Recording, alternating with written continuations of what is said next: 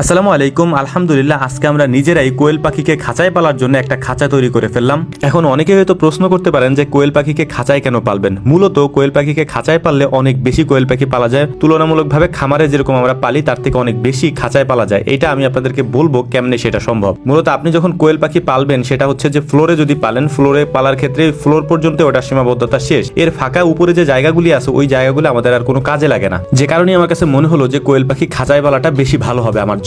এতে করে অল্প জায়গার মধ্যে অনেক বেশি কোয়েল পাখি পালা যাবে। আর একটা জিনিস আমি দেখছি সেটা হচ্ছে যে কোয়েল পাখি সম্ভবত খাঁচায় পালে রোগবালা একটু কম হয়। এর কারণ হচ্ছে খাঁচার নিচে যেহেতু ট্রে থাকে, ওই ট্রের উপরে ওদের পায়খানাগুলি পড়ে এবং ওইটাকে পরবর্তীতে পরিষ্কার করে ফেলা যায়। কিন্তু যদি বড় খামারের মতো করে করা হয় সেটা আর তাহলে সম্ভব হয় না। এটা আমার কাছে মনে হয়। যারা অভিজ্ঞ আছেন তারা হয়তো ভিন্ন মত পোষণ করতে পারবেন। তো যাই হোক, একটা বিষয় আপনাদেরকে বলে রাখি, আমাদের এখানে কেমন কি খরচ হয়েছে ওইটা আগে আপনাদেরকে জানাই দিই। মূলত এটাকে আমি আমার মতো করে তৈরি করছি, মানে হচ্ছে যে আমি নিজের আইডিয়াতে অনেক বেশি পরিশ্রম করে এটাকে তৈরি করতে হয়েছে এবং অনেক বেশি কাঠ আমার লাগছে, যেটা হচ্ছে সাধারণত যদি আপনারা এভাবে বানান আপনাদের হয়তো লাগবে না। বলতে পারেন সৌন্দর্য তৈরি করতে গিয়ে অযথায় আমি অনেক বেশি কাঠ খরচ করছি এখানে, যেটা আপনাদের প্রয়োজন পড়বে না। আমি এটা কেন করছি সেটাও আপনাদেরকে বলে দিচ্ছি। আমি এই খাঁচাটা বানাইছি এই কারণেই যে এই কোয়েল যদি আমি কখনো না পালি, এই খাঁচাটা আমি এমন ভাবে বানাইছি যেটার মধ্যে মুরগিও পালা যেতে পারে। সাধারণত কোয়েল পাখির খাঁচার উচ্চতা এত হয় না, একটু কম হয়, এই একটু কম না, যেটা আমি দিছি তার অর্ধেক হবে আর কি। তবে এত উচ্চতার দেওয়ার কারণ হচ্ছে যে এটার মধ্যে যাতে আমি মুরগির বাচ্চা অথবা মুরগিও পরবর্তীতে পালতে পারি, যে কারণেই হচ্ছে এটাকে আমি এভাবে তৈরি করছি। তো এইখানে আমার টোটাল প্রায় 7,000 টাকার মতো খরচ হয়েছিল, যেটা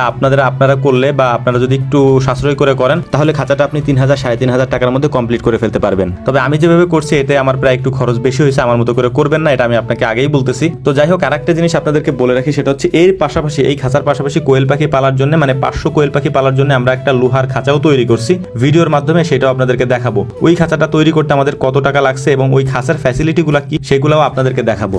এবং এই খাঁচাগুলো রাখার জন্য আমরা একটা ঘর তৈরি করছি, ওই ঘরের মধ্যে এই খাঁচাগুলোকে মূলত রাখা হবে আর কি। তো এখানে আমি 200 কোয়েল পাখি পালার জন্য এই খাঁচাটা তৈরি করছি, যাতে এর মধ্যে প্রায় 200 কোয়েল পাখি পালা যায়। সামনে বাড়তি জায়গা রাখা হয়েছে যাতে ওইখান থেকে একটু ঢালু দেওয়া আছে, যে ঢালু দিয়ে ডিমগুলো এখানে চলে আসতে পারে। তো প্রচুর পরিমাণে বৃষ্টি হচ্ছে, গত কয়েকদিন যাবত আমাদের কাজ করতেও সমস্যা হচ্ছে, কতক্ষণ পরপর হচ্ছে বৃষ্টি নামে। তো যাই হোক, এর পরেও আলহামদুলিল্লাহ এটাকে আমরা কমপ্লিট করতে পারছি। তবে সমস্যা হয়েছিল একটা বিষয় নিয়ে, সেটা হচ্ছে যে কোয়েল পাখির গলা যেহেতু একটু ছোট, ওদের খাবারের পাত্রটা নিয়ে একটু ঝামেলায় পড়ছিলাম। তো এই ঝামেলা থেকে মুক্ত হওয়ার জন্য আমরা যে পদ্ধতিটা ইউজ করছি সেইটা হচ্ছে, আমরা যে পোলট্রির মুরগির বাচ্চাকে খাবার দেওয়ার জন্য যে বড় ট্রেগুলো থাকে, আমরা আমাদের ভিডিওতে আপনাদেরকে দেখাবো, ওই ট্রেগুলো হচ্ছে আমরা পিছনে লাগানোর চেষ্টা করছি, যাতে করে এইখান দিয়ে ওরা খাবারটা খেতে পারে। আর একটা বিষয় হচ্ছে, আপনারা অনেকে ভুল ধরতে পারেন আমাদের, সেটা হচ্ছে যে আমাদের এই যে নেটগুলো আছে এইগুলো হয়তো একটু ছোট ভাষার আর কি। এখানে আমরা অপারগ, এর কারণ হচ্ছে যে নেট আমরা দিছি, এই নেট ছাড়া আমাদের বাজারে অন্য কোনো নেট আমরা আর খুঁজে পাই নাই। মূলত আপনারা যদি করেন কোয়েল পাখির জন্য, তাহলে অবশ্যই 1 ইঞ্চি ফাঁকা যে নেটগুলো আছে ওই নেটগুলো দিবেন হচ্ছে বেড়া, মানে 4 সাইড দিয়ে।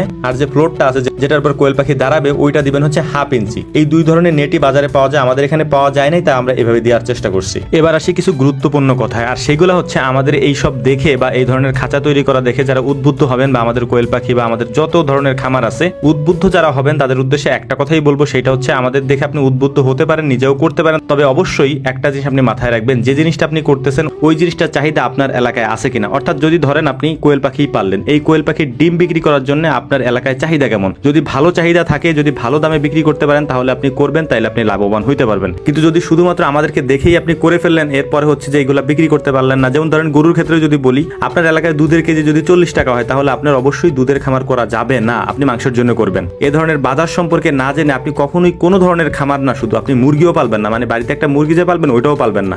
বাজার দেখে এবং সামগ্রিকভাবে সবকিছু বিবেচনা করে তারপরেই এই কাজগুলি করার চেষ্টা করবেন। আশা করি বুঝতে পেরেছেন। আসসালামু আলাইকুম রহমতুল্লাহ।